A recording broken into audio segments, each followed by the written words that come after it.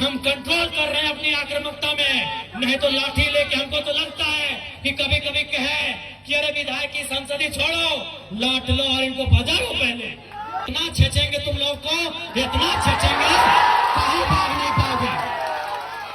हाँ, बनाएंगे झारखंड को 1970-80 का झारखंड बनाएंगे, जब आप सब पेट में एक नंबर करते थे। बनाएंगे झारखंड को 1970-80 का झारखंड। हाँ, मैं याद है वो इतिहास कि एक ऑफिसर को हमारे बाप दादा ने पारसनाथ का ढोलकट्टा पहाड़ चढ़ाया था, वो साला आज तक नहीं मिला। कहाँ गए वो? नहीं जाओगे, नहीं निकलोगे बाहर, नहीं जाओगे। अरे तुम्हारी परछाई 24 घंटा साथ नहीं देती है। ये पुलिस का ठिकाना है? एकदम इस बार मुकाबला हर पार का होगा, क्योंकि हमने खून पी रहे हैं। साला झारखंड बनाने के बाद हम लोग खून पी रहे हैं, खून के आंसू रो रहे हैं।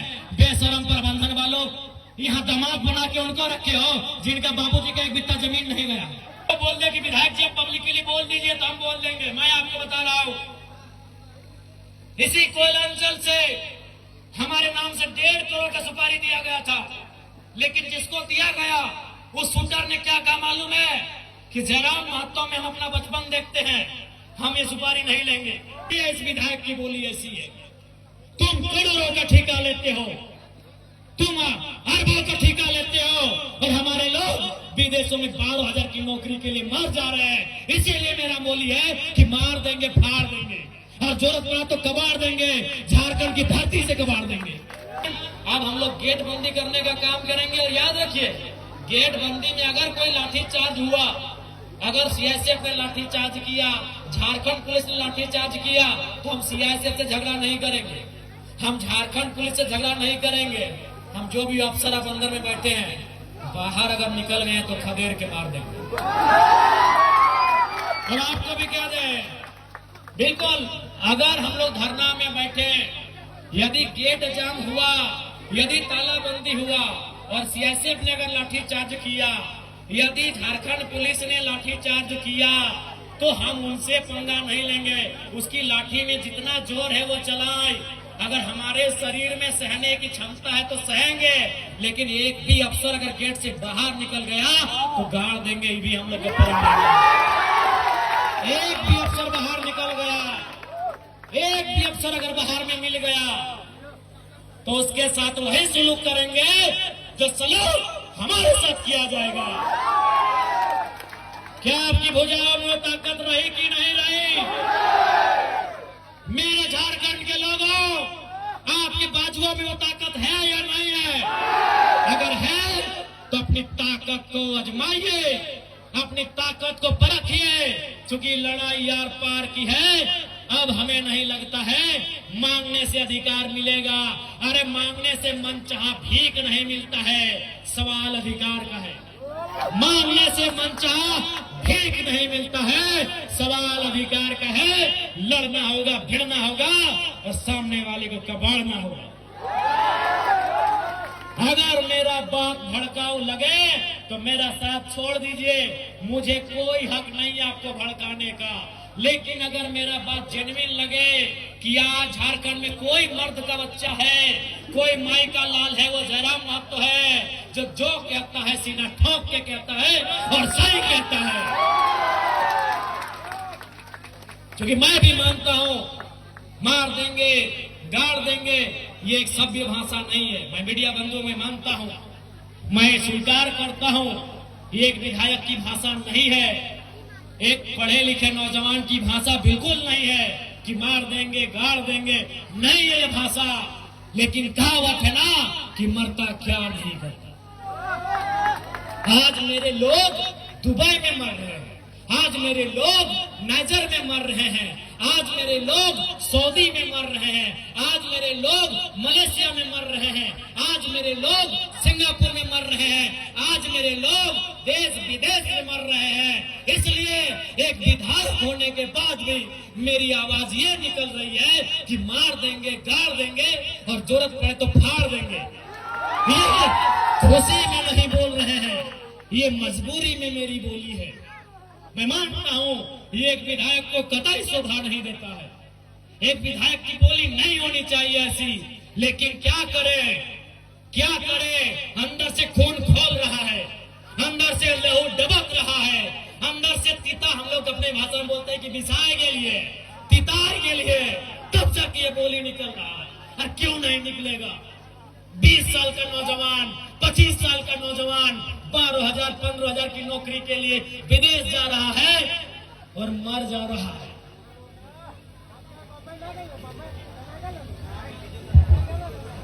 मर जा रहा है। 25 साल का नौजवान जो 50 लड़के मरे विदेशों में और प्रदेशों में, पिछले 9 महीना में जो 50 भाई मर गए, उनकी उम्र 22 साल से 35 साल के बीच है। किसी का 4 महीना का बच्चा है। अरे कोई तो ऐसा है कि 4 महीना पहले शादी हुआ, एक भी बच्चा नहीं है, वो बेचारा विदेश में मर गया। इसलिए इस विधायक की बोली ऐसी है। तुम करोड़ों का ठेका लेते हो, तुम अरबों का ठेका लेते हो, और हमारे लोग विदेशों में 12,000 की नौकरी के लिए मर जा रहे हैं। इसीलिए मेरा बोली है कि मार देंगे, फाड़ देंगे, और जरूरत पड़ा तो कबाड़ देंगे, झारखंड की धरती से कबाड़ देंगे। क्योंकि तुम निर्दयी हो, तुम निर्दयी हो, तुम बेरहम हो। तुम्हें दिखाई नहीं देता विस्थापितों का दर्द, तुम्हें सुनाई नहीं देता है छोटे छोटे बच्चों की चीख। तुम बेरहम हो। हम विधायक इसलिए गाली में कंट्रोल कर रहे हैं, नहीं तो आज तुम्हें दिखाई नहीं देता है रेतों की पीड़ा, इनका आंसू, इनका तकलीफ। आज रेतों के बच्चे प्रदेशों में हैं, विस्थापितों के बच्चे विदेशों में हैं, और क्या 12,000 15,000 की नौकरी के लिए मर जा रहे, बुरी तरह मर जा रहे हैं। शरीर देखने लायक नहीं होता है जब वो आता है। मां इनकार कर देती है हल्दी देने से। अरे मरने के बाद हमारा नियम है हल्दी देना, मां इनकार कर देती है, हल्दी नहीं देंगे बॉडी में। पत्नी देख नहीं पाती है शरीर को। इसलिए सुन लो डीवीसी वालों, इस बार अगर धोखाधड़ी हुआ तो भाड़ में जाए विधायकी। हम याद करेंगे उस इतिहास को, हम बनाएंगे वही माहौल। तुमको जो कबाड़ना है कबाड़ो, हम वो माहौल फिर बनाएंगे। 70 वाला माहौल बनाएंगे, 80 वाला माहौल बनाएंगे, बिल्कुल बनाएंगे। हमारे लोग दुख से मर रहे हैं विदेशों में, और तुम यहाँ करोड़ों का ठेका लेते हो। बेशर्मी की हद कर दी है। तुम बेरहम हो, निर्दयी हो, तुम क्रूर हो, तुम अहंकारी हो। जिन्होंने जमीन दिया आज वे नौकरी नहीं करेंगे, नौकरी को बेच रहे हो, दलाली कर रहे हो। इसलिए हम बनाएंगे झारखंड को 1970-80 के दौर वाला, जब अफसर लोग पैंट में 1 नंबर करता था। हम बनाएंगे उस दौर को। हाँ, तुम्हारा सामना करेंगे। हाँ, मारेंगे तुम लोग को। लट से मारना होगा लट से मारेंगे, मुक्का से मारना होगा मुक्के से मारेंगे। क्योंकि तुम लातों की भूतों बातों से नहीं मान रहे हो। तुम याद करो बेशर्मो 1991 की वार्ता को, याद करो डीवीसी के बेशर्मो, बेरहमो, याद करो 1991 की वार्ता को। क्या हुई थी वार्ता? बेरहम लोगों, तुमने नहीं माना वार्ता को। हम ठेका लिए राजा हरिचंद बनने का, हमने ठेका लिया है। पटक के मारेंगे, एकदम मारेंगे। तुम्हारे बच्चे हमारे बच्चे क्या हैं? भिखमंगे। तुम्हारी बीबी अच्छी साड़ी पहनेगी, तुम्हारे बच्चे महंगे स्कूलों में जाएंगे, हर साल हम भीख मांगेंगे। तुम गद्दार हो, तुम बेरहम हो, तुम घमंडी हो। तुमने नहीं माना है 1991 की वार्ता को, जो विनोद बाबू के नेतृत्व में हुआ था। तुमने नहीं माना है उस वार्ता को जो रेतों के नेतृत्व में हुआ था। आज 35 साल बीत गए, आज 35 साल बीतने को है उस वार्ता को। इसलिए अब हम भी राजा हरिचंद बनने का जीमा नहीं लिए हैं, हम भी बुद्ध बनने का ठेका नहीं लिए हैं। हम चंडाल बनना होगा, चंडाल बनेंगे और आपको इस वक्त सबक सिखाएंगे। देखते हैं कौन डीसी कितनी देर मदद करता है, देखते हैं कौन एसपी आपकी मदद करता है, अरे देखते हैं कौन थानेदार मदद करता है। नहीं जाओगे, नहीं निकलोगे बाहर, नहीं जाओगे। अरे तुम्हारी परछाई 24 घंटा साथ नहीं देती है। ये पुलिस का ठिकाना है। एकदम इस बार मुकाबला हर पार का होगा, क्योंकि हमने खून पी रहे हैं। साला झारखंड बनाने के बाद हम लोग खून पी रहे हैं, खून के आंसू रो रहे हैं। बेशरम प्रबंधन वालों, यहाँ दामाद बना के उनको रखे हो जिनका बाबूजी का 1 बित्ता जमीन नहीं गया। यहाँ दामाद उनको बना के रखे हो जिनका बाप का एक बित्ता जमीन नहीं गया है, जिनका जमीन गया, जिनका घर गया, जिनका परिवार उजड़ा, वह भीख मांगेंगे। इसलिए भीख नहीं मांगेंगे, अब अपना निवाला छीन के लेंगे। जरूरत पड़े तो गर्दन में अपने हलक के नीचे से छीन के निकालेंगे। और साफ ये हुक्कार है, साफ ये प्रबंधन को मेरा हुक्कार है और झारखंडी को भी ललकार है कि आओ सामने, जो प्रबंधन अनाकारी करता है उठाओ लाकर बजा दो घर के। हाँ कैसे नहीं मिलेगा? अरे तुम क्या सोचते हो झारखंड फ्री में मिला? जब झारखंड ऐसे नहीं मिला तो नौकरी ऐसे मिलेगा? मिलेगा ऐसे? झारखंड ऐसे मिला? कितने लोग मरे? अरे दुनिया छोड़ो, यहाँ बताओ कितने लोग मरे हैं? अरे बोकारो जिला में बताओ ना, नाम गिनाएंगे तो सुबह से शाम हो जाएगा। एक जिला में सुबह से शाम हो जाएगा। इतने लोग मरे हैं झारखंड बनाने में। क्या लगता है ये बेईमान बेशरम लोग फ्री में नौकरी देंगे? बिना संघर्ष के देंगे? इसलिए और एक बात जान लो, आप भी जानते हैं सबसे ज्यादा संकट में कोई है तो जयराम महतो है, लेकिन उसके बावजूद वो अपनी जान हथेली में रख के आपके बीच आता है। ताकि मैं भी मानता हूँ अगर आज हम लोग नहीं जागे तो हमारे पास एक इंच जमीन नहीं बचेगा, हम दर बदर की ठोकरें खाएंगे, हम बेघर हो जाएंगे। इसलिए तुम्हें इसलिए लड़ना है कि बाल बच्चों का भविष्य सुरक्षित हो सके। आपको क्या लगता है ये चर्चा नहीं करते हैं? ये चर्चा नहीं करते हैं कि जयराम महतो को रास्ते से हटा दिया जाए? मैं ये खुलासा कर रहा हूँ और ये खुलासा मैं जिस दिन वो शूटर अगर वो बोल दे कि विधायक जी आप पब्लिकली बोल दीजिए तो हम बोल देंगे। मैं आपको बता रहा हूं इसी कोयलांचल से हमारे नाम से 1.5 करोड़ का सुपारी दिया गया था, लेकिन जिसको दिया गया उस शूटर ने क्या कहा मालूम है? कि जयराम महतो में हम अपना बचपन देखते हैं, हम ये सुपारी नहीं लेंगे। उसने अपने लोगों को मेरे पास भेजा और बोले कि जाकर उनको अलर्ट कर दीजिए, हम लोग सुपारी रिटर्न कर रहे हैं, लेकिन कोई दूसरा ले लेगा तो फिर हम लोग गारंटी नहीं लेंगे।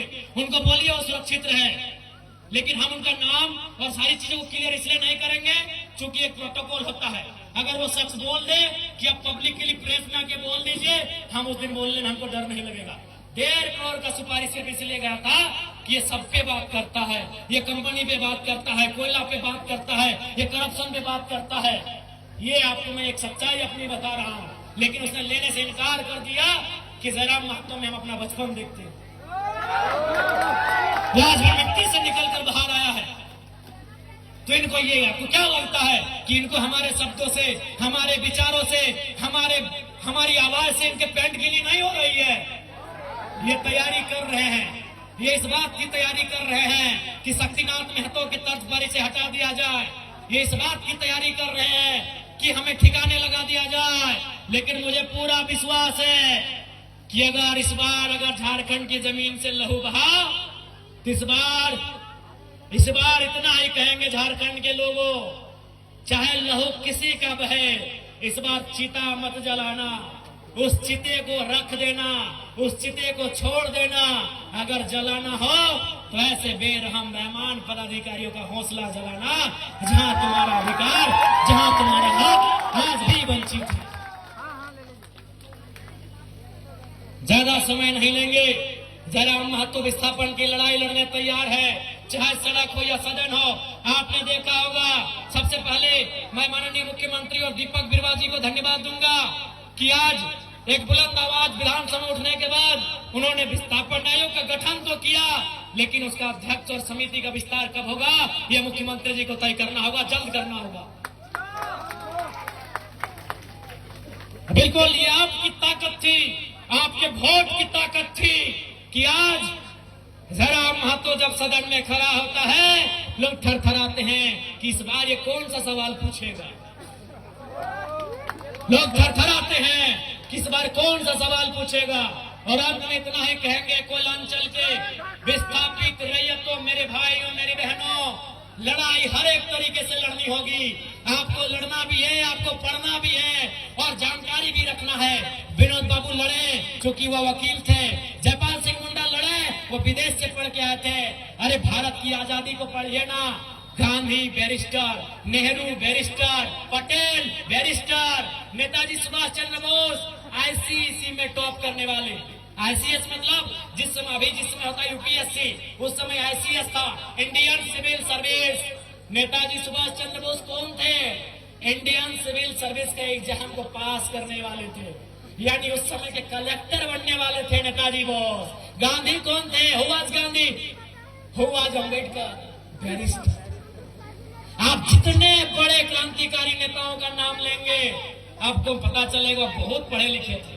Gandhi was a barrister, Ambedkar was a barrister, Nehru was a barrister, Patel was a barrister, सभी पढ़े लिखे लोग थे। और नेताजी उस समय के डीसी मान लीजिए ना, आज के डीसी, आज जो डीसी का है वही नेताजी बोस को मान लीजिए, उस परीक्षा को पास करने वाले नेताजी। इसलिए पढ़ना भी होगा, तुम्हें जानना भी होगा, तुम्हें अध्ययन करना होगा, तभी इस लड़ाई को सार्थक कर पाएंगे। क्योंकि रात हो जाएगी और हमको भी लगता है कि बात करने से तो रात और फिर सुबह हो जाएगी, लेकिन फिर आपको घर जाना है। और मैं प्रबंधन को साफ कह दूंगा, अगली लड़ाई के लिए तैयार है, अगली बार गेट बंदी तालाबंदी के लिए तैयार है। अगर आपकी तरफ से अनहोनी हुई तो अनहोनी का उत्तर अनहोनी से दिया जाएगा, अनहोनी का उत्तर अनहोनी से। तो पुनः ज्यादा समय नहीं लेंगे, पुनः मैं सबको यही कहूंगा, लड़ाई के लिए तैयार रहें, अपने हक की आवाज के लिए तैयार रहें। अब आमना सामना होगा, लड़ाई यार पार की होगी, इस बात के लिए आप तैयार रहेंगे।